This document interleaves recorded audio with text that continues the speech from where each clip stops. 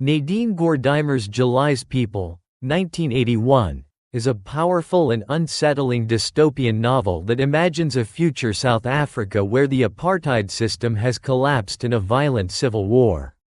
Written during the height of apartheid, the novel explores what might happen if the oppressed black majority rose up and overthrew the white minority regime.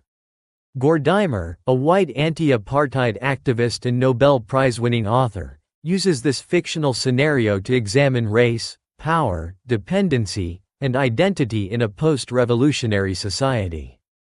Unlike her earlier works that depict the slow unraveling of apartheid, July's People throws its characters into a sudden and complete role reversal, forcing them, and the reader, to confront the fragility of privilege, the illusion of control, and the complexities of liberation. The title's ambiguity, who are July's people? The Smails? His own community? Underscores the shifting power dynamics at the heart of the novel.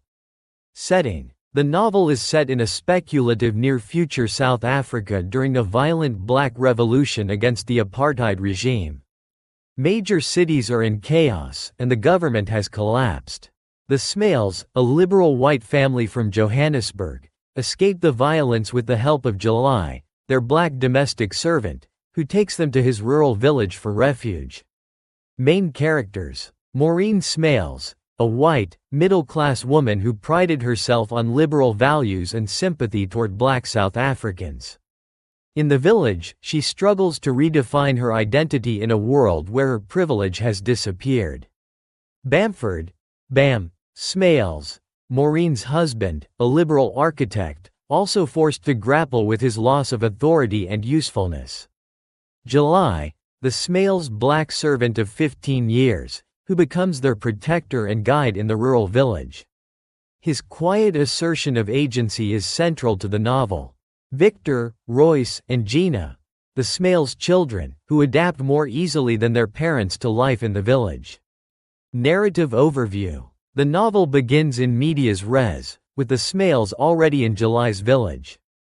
They live in a mud hut, completely dependent on July for food, safety, and translation. They have lost not only their home but also their social position and cultural dominance. The narrative follows their attempt to adjust to this radically new environment. As days pass, tensions build. Maureen finds herself increasingly at odds with her environment and her own identity. Bam, disempowered and idle, loses his sense of purpose.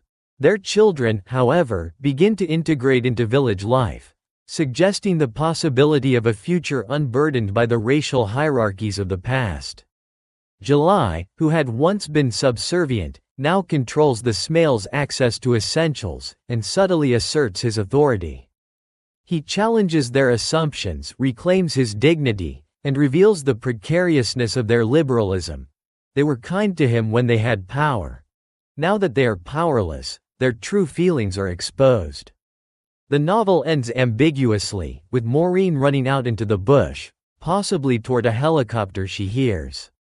Her fate is uncertain, but her flight represents both panic and awakening, a final act of desperation or liberation. Themes and analysis. 1. Power and dependency. At the heart of July's People is the reversal of power dynamics. The Smails, once affluent employers, become helpless dependents.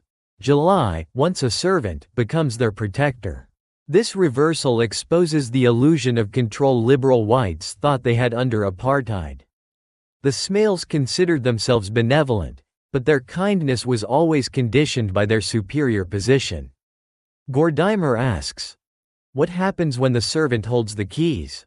The novel explores how true power is situational, mutable, and often invisible until tested.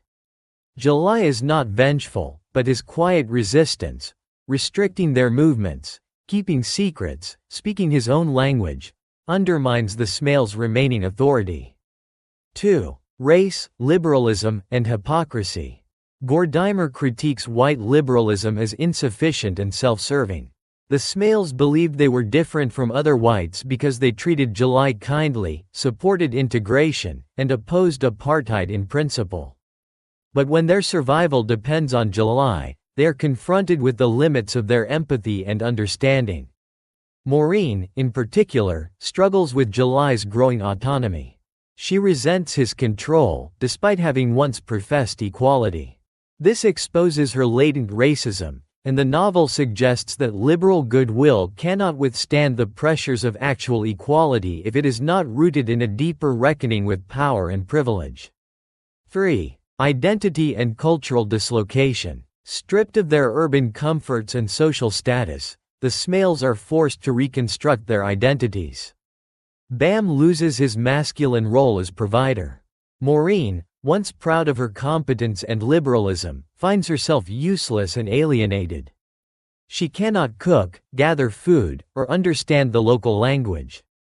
This cultural dislocation serves to unmask the fragility of their identities, which were built on colonial structures. The children, however, adapt quickly. They learn the language, play with village children, and become part of the community. This contrast suggests that a post-racial future may lie with the younger generation, if the past can be relinquished. 4. Language, communication, and silence. Language plays a crucial role in the novel. July speaks English with the Smails but switches to his native tongue with villagers, excluding the Smails and asserting independence. This creates both literal and symbolic distance. Maureen becomes increasingly disturbed by this linguistic exclusion, realizing that she no longer has access to information or power. Gordimer uses these moments to show how language can both connect and isolate, and how communication is often a form of control. Silence also pervades the novel. July rarely expresses anger openly, but his silences speak volumes, forcing the Smails to confront their assumptions without the comfort of conversation. 5. Civil war and social collapse. While the war is never directly shown, its presence looms over the narrative. The world outside the village is collapsing, and the old order is gone. This unnamed revolution serves as both a real and symbolic force, destroying the apartheid system, but also throwing society into chaos and uncertainty. Gordimer does not romanticize revolution. The novel shows that liberation is not simple, and that replacing one system with another does not guarantee justice. However, she also suggests that without disruption, transformation is impossible. The Smails' loss is part of a necessary reckoning. 6. Feminism and the female body. Maureen's journey is both political and personal. She confronts not only racial structures but also gender expectations. In Johannesburg, she was a modern woman, educated, employed, and assertive. In the village, she becomes domesticated, powerless, and objectified. Her discomfort with July's gaze, her fear of sexual vulnerability, and her role as a mother and wife are all challenged in this new setting. Maureen's flight at the end may be read as an escape from patriarchy and racial guilt, a desperate act of self-redefinition. Symbolism. The hut represents both refuge and the collapse of the Smails' bourgeois identity. It confines them physically and socially. The gun symbolizes masculine power and colonial control. When Bam kills an animal with it, it's a rare moment of regained authority. The river reflects change, danger, and crossing boundaries. It represents both division and possibility. Maureen's run, an ambiguous symbol, possibly escape, madness, or transcendence. It raises the question, can the past be escaped without reckoning?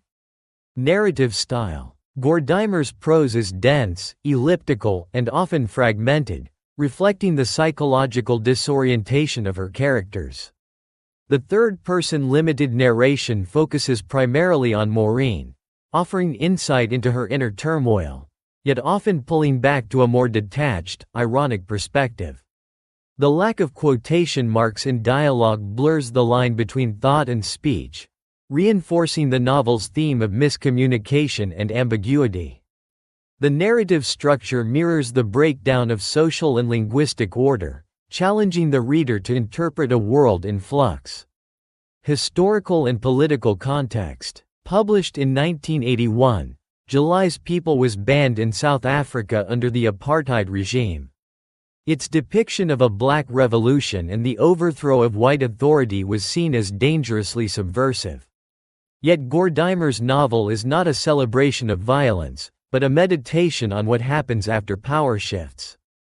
The book anticipates the collapse of apartheid, which would not happen until the 1990s. In that sense, it is both prophetic and cautionary, urging readers to consider the moral consequences of unexamined privilege and the complex realities of liberation. Conclusion: July's People is a bold and challenging novel that forces its readers, especially those complicit in systems of privilege, to confront uncomfortable truths about race, power, identity, and the limits of liberalism.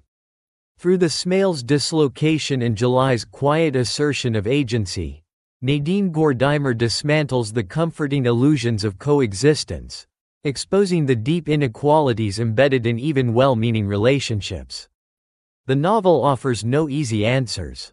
It resists resolution, ending with ambiguity and unease. But in doing so, it captures the complexity of a society in upheaval, and the emotional and ethical disarray that follows the collapse of injustice. July's People remains one of Gordimer's most incisive and enduring works, a prophetic vision of change, resistance, and the human cost of transformation.